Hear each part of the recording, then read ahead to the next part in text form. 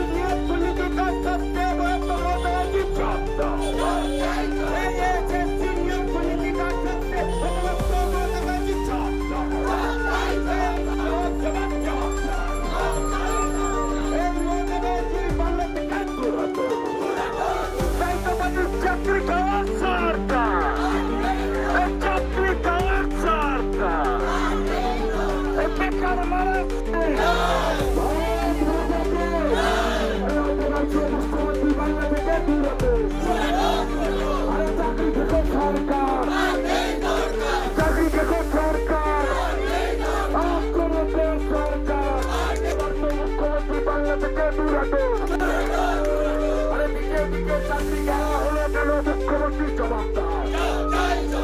দিকে দিকে চাকরি খাওয়া হলো কেন মুখ্যমন্ত্রী জবাব দাও।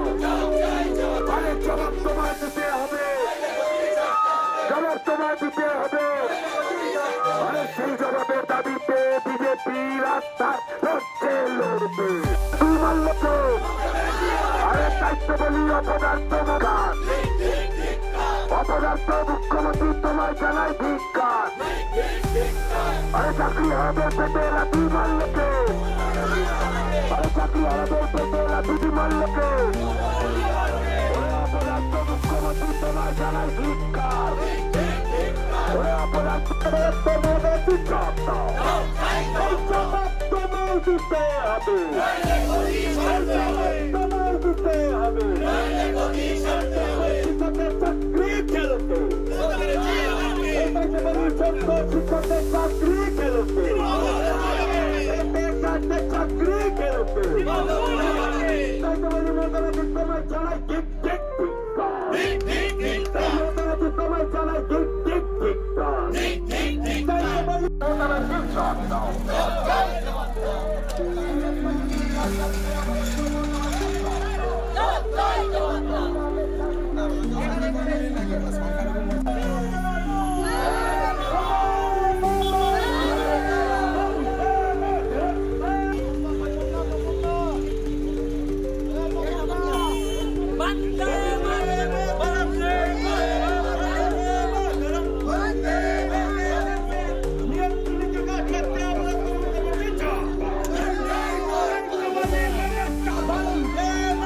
বিক্ষোভ মিছিল এবং অবরোধ আমরা দেখেছি দীর্ঘদিন ধরে যারা আপার প্রাইমারি ছিলেন তাদের চাকরি নিয়ে কি ধরনের টানপ্রন চলছে।